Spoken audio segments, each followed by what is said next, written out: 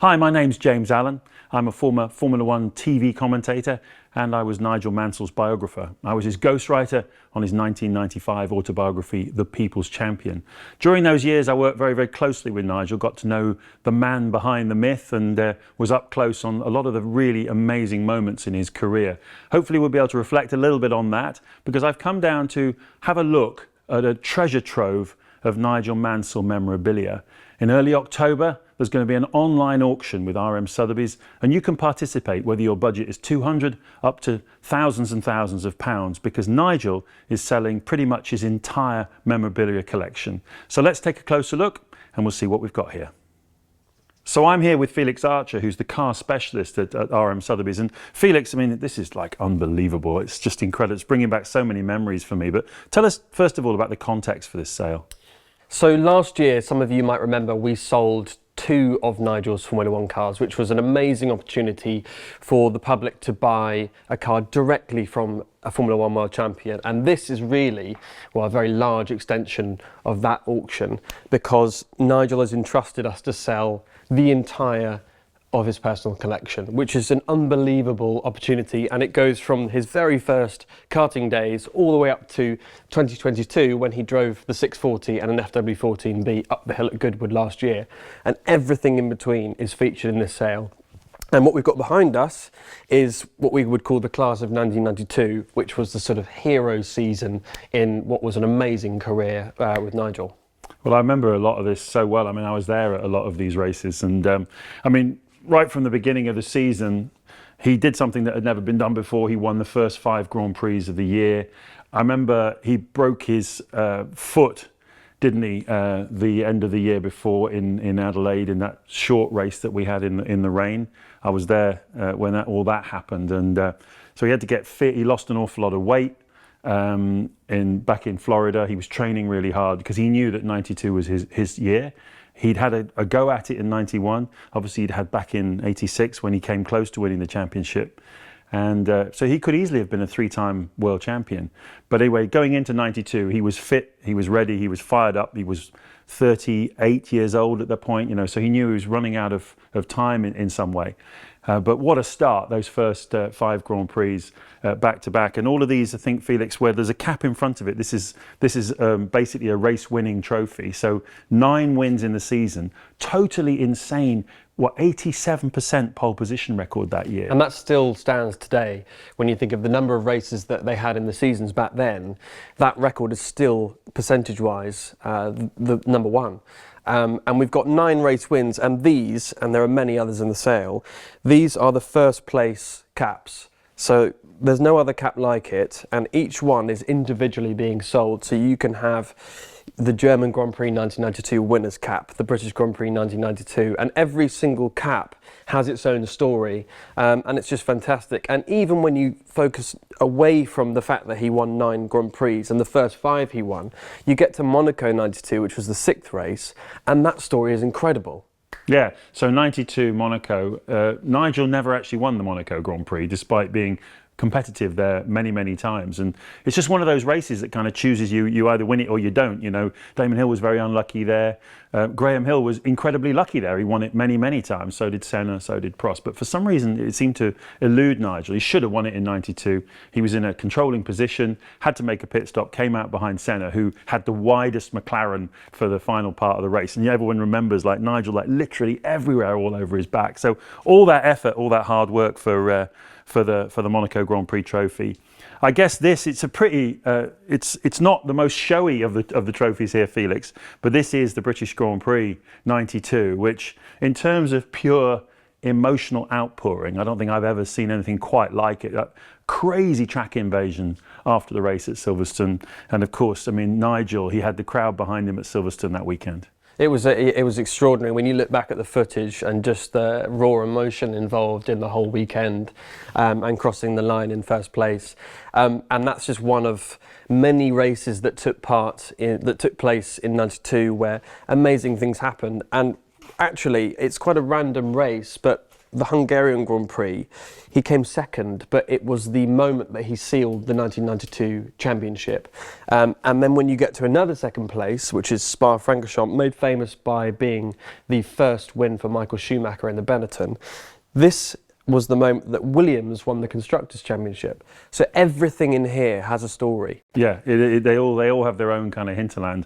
Before we come on to some of those key moments, I remember the British Grand Prix, not only that sort of track invasion, but also just the sheer dominance of Nigel. His own teammate, Riccardo Patrese, in the same car, was 40 kilometres an hour slower through Copse Corner than Nigel was, and he could not believe it. I mean, Patrese was towards the end of his career, but still, he was totally and utterly outclassed. If you remember, the Williams had the active suspension, and you get these moments in Grand Prix racing where a driver and a car just clicks. Yeah. And that was Nigel and the Williams in '92, like Verstappen and the Red Bull today, really, and Vettel and the Red Bull at various different times, Lewis and the Mercedes. Sometimes it just clicks, and that was one of those moments. But I've got a great Hungary story for you. Tell us. So I was there obviously at the weekend. I was working for ESPN TV. I interviewed Nigel before the race, and I also interviewed him after the race as well, which was really something. I mean, he was so unbelievably emotional. He'd finally won the World Championship after all the hardships he'd been through. But when we were writing the autobiography, I knew that this was a bit that we really needed to put a bit of effort into and some really concentrate on. And I said to him, just take me through step by step what happened, when you got up there on the podium, your emotion, the feeling and everything else. And the thing he immediately zeroed in on was his great rival and adversary, Ayrton Senna. And Senna had passed away by this time, so we were talking towards the back end of '94, so there was a lot of emotion around that at the time. And he said, I'll never forget. He said, I got up on the podium, he said, and Senna got up next to me. And he said, he pulled me into him and he goes, well done, Nigel. He said, now you know what it feels like to be a champion. Now you know why I'm such a bastard, because I don't want anybody else to feel the way you feel right now. And he said the hairs went up on the back of his neck. It's like, oh my God, that's what Senna's all about. And, wow. Yeah. And he really did give it to Senna that year, because, as you say, the combination of Nigel Mansell in an FW14B, it was just a freight train of winning. So we move on now to perhaps one of the most personal items, I guess, of a driver's memorabilia, which is his crash helmets. I mean, that protects their life literally in a lot of different situations. Highly prized piece of memorabilia when you're talking about driver sales? Absolutely, and when it comes to Formula One memorabilia, particularly in recent years, where it's become so popular, the most popular of all memorabilia is the helmet, because it's the most personal thing to the driver. And of course, nothing tells a story more than a stone-chipped helmet that is still got the radio in, because so many of these helmets have still got their radio in. Some of them have still got their tear-offs on. They are literally as they were taken off the helmet, off his head, and then put onto the shelf. And we've got the full spectrum in this auction, from his early karting helmet all the way up to Goodwood 2022. And we've got a great selection here, which we're going to discuss. So we've got over here on the far left is a very, very early karting helmet, all the way up to his Formula 3 days. That's a 1978 helmet, in a different design, of course, to the iconic Mansell livery. And this helmet here is the helmet that he crossed the line for his first ever Formula 1 win. Brands Hatch. Brands Hatch 1985. I was there, I'll never forget it. It was a long time coming, wasn't it? He'd been trying so hard to win a Grand Prix. And finally he'd done it, and in front of a home crowd as well, even though it was a European Grand Prix. But just coming back again, obviously you look at this. There's a total of 33 helmets in the sale. Now you think, hang on a second, he must have used more helmets than that in such a long Formula One career, such a long racing career. But I think the point, Felix, is the scarcity value of this is really high, because unlike today's Grand Prix drivers who pretty much use a different helmet for every single race, Nigel didn't do that. He did 33 helmets, pretty much cover his entire career. And this one here is obviously really basic and very sparse. He had no money back in these days. He just had self-belief, that was all, just self-belief. He found a guy called John Thornburn who believed in him, put him in a single-seater car, and he had some really good results and started winning. And that convinced Nigel himself that he had what it took to be a top driver. He believed it. He never ever doubted it. And of course his wife Roseanne firmly believed it as well. To such an extent that when he wanted to move into Formula 3, he mortgaged his house. in order to go racing. And guess what he did? He crashed the car and broke his back. So all his money had gone, he'd mortgaged his house, and he was sitting there thinking, my life is over. But being Nigel, he had some photographs made, massive blow-ups, and he made a sort of home gym for himself when he was doing his rehabilitation. And he would train in front of these pictures of his accident just to motivate himself to get back to winning ways, having broken his back in an accident. Of course, it all came good. He had a pretty miserable F3 season, but he got spotted by Colin Chapman, who gave him a drive in the Lotus, and that was his springboard. And as you say, the first win in 1985. But for a lot of perhaps younger fans and people thinking about him becoming a champion, Felix, this is when we're into the heart of the Williams era, when he became the world champion. Absolutely. And this helmet, which is, by the way, stamped inside with the Japanese code 1992, this helmet was worn during the 1992 season. So it's a rare opportunity to have one of the 1992 helmets, still with radio, still with the tear-off strip. And it's just an amazing item to be able to have. And again, everything is being sold without a reserve, so the highest bid wins on every single item. Moving on from 92, of course, famously, he went over to America, and 30 years ago this year, he won the championship in Indy Car. This is actually a 1994 helmet, but what's interesting is you can just see how much more wear the Indy helmets had, because they're just going around in circle firing bits of rubber off the car and stone chips. And this is just a fantastic example of one that's just been completely battered. And as we were saying off camera, Nigel famously had a very short, a very narrow strip that he actually looked through. And perhaps you might know some more about that. Well, I mean, it is bizarre. You know, you look at, you watch a Grand Prix now on television, you watch Lewis or Max Verstappen and everything, you look at their crash helmet, look at the visor, the aperture, the size of the visor. I could never really understand why Nigel had this very, very small gap to look out of. I mean, how on earth did he have the peripheral vision? But of course, you've got to bear in mind that in those days, the cars didn't have halos, they didn't have all the other stuff around them. The driver's head was much more exposed, and Nigel just was comfortable with that. He obviously didn't like too much bright light going into his eyes, and it gave good visibility to the sponsors. So this was the way he liked to roll. He had all drivers have their peculiarities. Nigel liked a very, very small steering wheel. I'm sure we'll look at a steering wheel in a minute. Although Senna liked a much bigger one with a narrow rim, Nigel liked a smaller one that was thicker. All these little particularities and peculiarities that really, you know, drivers have. I think the other thing about this one is, you know, you start to see all these kind of aerodynamic things, because when he was racing, this is his Indianapolis helmet, I think, from 1994. So you're doing 230 miles an hour, and the driver's helmet actually is part of the aerodynamics of the car. And there's an awful lot of buffeting, which is one of the reasons why this is, as you say, Felix, so battered about.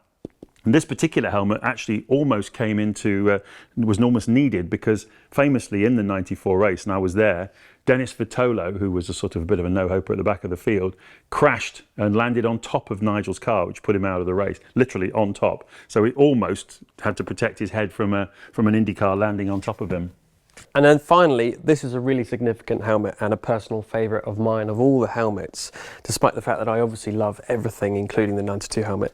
This helmet is what Nigel was wearing for his last ever win in Adelaide 1994. So he'd won IndyCar in 93, had another season in 94. Sadly, Ayrton Senna died. And then I'll let James take over, because James was with Nigel when a phone call came in. Yeah, I mean, obviously I was there sadly in Imola in 1994. Went back to America because Nigel was in the month of May, the build-up to the Indianapolis 500. And literally from the moment that I got back there, and the phone calls started coming in to Nigel from Bernie Ecclestone, who was running Formula One at the time, from Renault, from Williams. And although they'd split pretty acrimoniously in 1992, Frank Williams and Nigel, Formula One needed Mansell back there. They didn't need him racing in America. And there was the wheels within wheels. So Nigel came back and he did the French Grand Prix. We did a test first at Brands Hatch. I'll never forget that.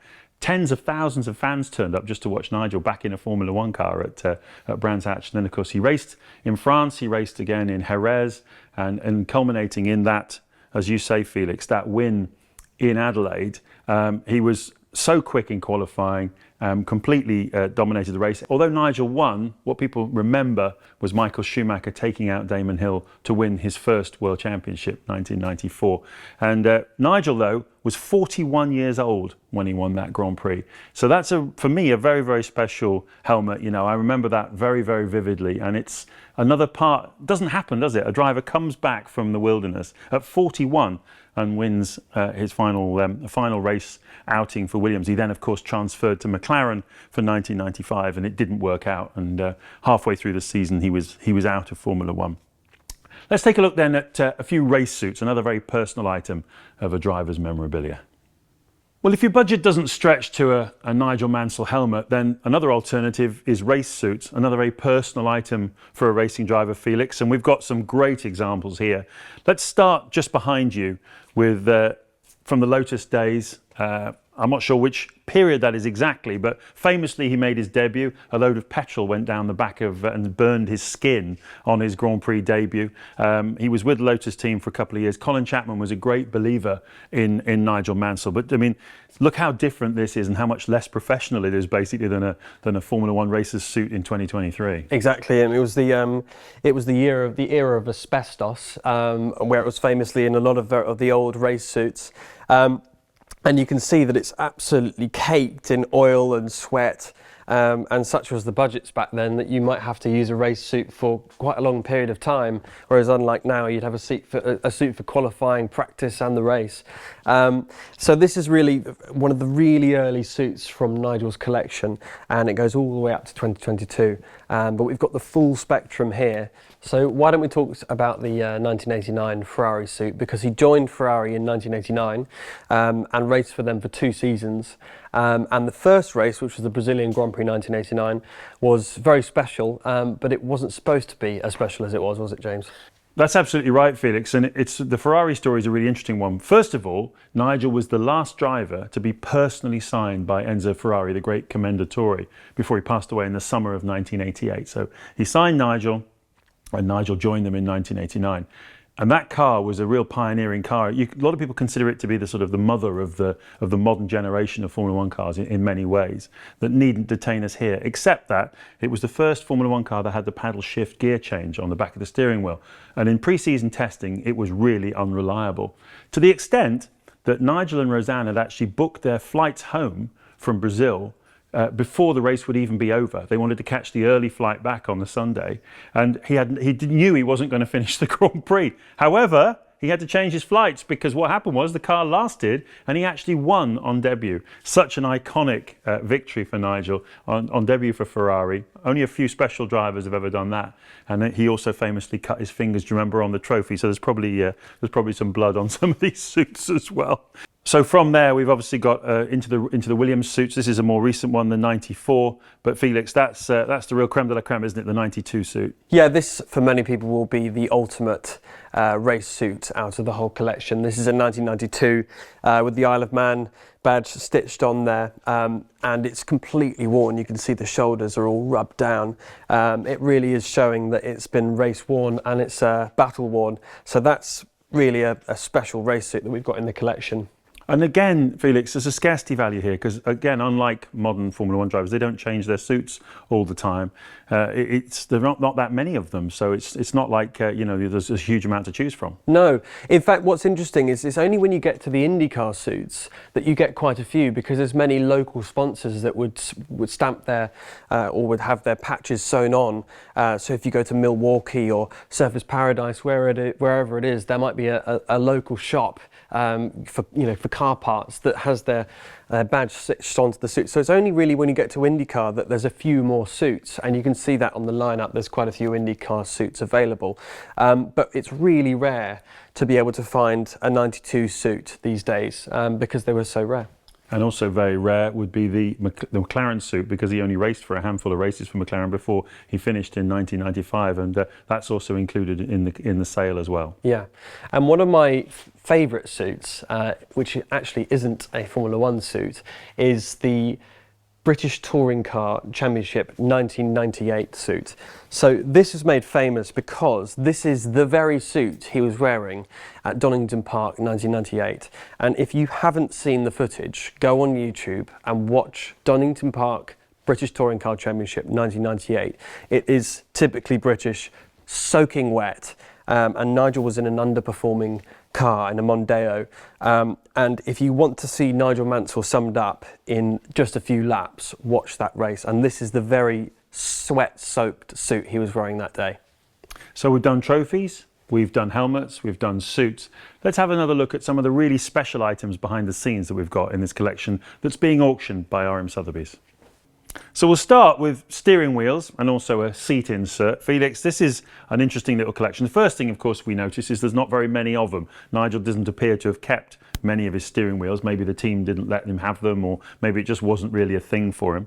The thing you really notice, as I mentioned earlier on, is that Nigel preferred a small steering wheel with quite a thick rim. And drivers, this is a real particularity of drivers. You know, everybody has their own way of doing things. Senna preferred a larger wheel, the largest he could fit and still have his hands inside the cockpit, with a thinner rim. But Nigel had, you know, quite small hands, but he liked to grip hold of the wheel really, really tight, and had immense upper body strength to throw the car into the corners. That's part of the secret of his speed. So what's nice here, Felix, we've got a wheel from pretty much Williams, Ferrari and McLaren. Yeah, we have. So we've got the what we can see here is a test steering wheel from a test that he did in July 1988. That is month number 7, isn't it? And then we've got a 640 steering wheel from 1989 with the bits of what would have been a paddle shift taken off. But this steering wheel is fantastic because, as you can see, it's got all of the gadgetry at the back. And as James will explain, it includes the double clutch system and the paddles. Yeah, so this is from 1995, Nigel's final year of driving Formula One cars, short-lived with McLaren. But you can see how these things had evolved, and even today they're a lot more sophisticated. On the front you see there's no dash readouts. If you watch a Grand Prix today, the drivers can see what their lap time was, and they've got lots of little dials to adjust all kinds of things on the wheel and the tyres, and for wet weather settings and dry weather settings and all that kind of thing. Much more basic, this one. But it's got this wonderful, this is the gear change, upshifts and downshifts, and the clutch levers on both sides, you see. So if the driver spins, he just pulls the clutch in and doesn't stall the car. And of course, that's how you did starts, was get the revs up and then drop the clutch, and away you go. This seat insert is rather cool. Tell us about that. This seat's actually really interesting because this is from the 640 again. But what's really fascinating about it is John Bernard, who designed the Ferrari 640 in 1989, he had a test car, which was chassis number 105. And as you can see here, this was the seat that Nigel used. And for those not familiar with how Grand Prix racing works, when a driver works for a team and they want to fit him in the car, first of all, he has to be really comfortable. You're going to sit in this thing for up to 2 hours at a time. So they actually mold this to the driver's body shape. They have to sit in a bag of gunk, basically, that then sets. And from that, they make the mold, which they can then create the seat, which of course has to be really light. So you can see it's been inscribed here, Nigel, 1989. And as well on the front down here. What's also really cool is it's made by Schedoni, the same people that make the seats and the interiors for the road cars. Because being Italian, of course, it had to be in this beautiful soft suede. So that's a really nice piece.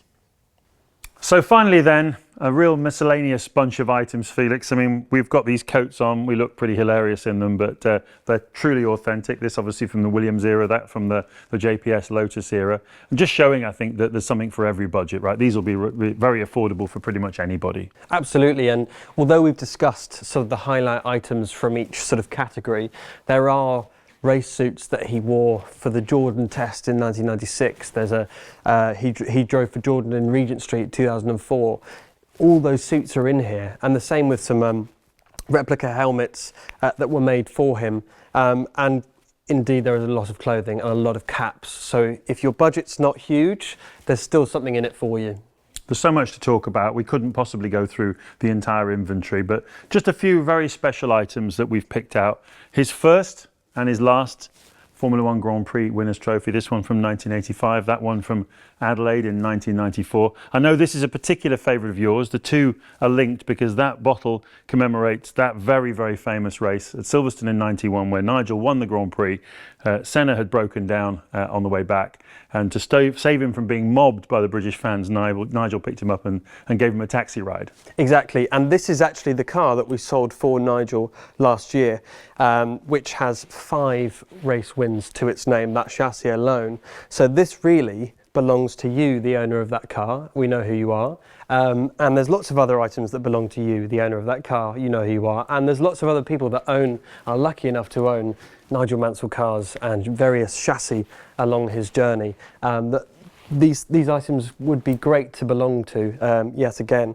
And then, of course, we've got his unmistakable Ferrari briefcase from '89 and 1990. And speaking of Ferrari branding, this was used by Nigel from around about 1988 all the way up to the end of '93, and you actually remember him driving this. I do. I remember him riding around the paddock at Silverstone, the old paddock, which was like almost on a field. It was offset from the main pit building because it wasn't big enough for all the motorhomes and things. So the trucks were behind. This is when the pits used to be near Copse Corner at the top of the circuit, and the paddock was off to the side, and you had to commute between the two. And it was he used to go bumping along on this thing with one or other of his children, sometimes all of his children, loaded up, and he would commute back to the motorhome on it. Yeah. And there's some fantastic photographs that our colleague Rich has managed to find of Nigel on the front and Alan Prost, both in their Ferrari overalls, riding through the paddock. And it just makes you think, who else from the paddock went on this very motorbike? So this is a great little trinket to have as part of his journey in Formula One. Okay then, Felix, a few FAQs to finish with. What's the date of the auction? We open on the 4th of October. It runs for 7 days, and we close on the 11th of October, so do not miss it. Does people need to be anywhere in particular, or how do they bid? So the auction is taking place online, so you can bid anywhere in the world, whether you're in the office or on the beach, at any time, leading up to the closing time. So each item finishes in 2-minute intervals, and you can bid from wherever you are.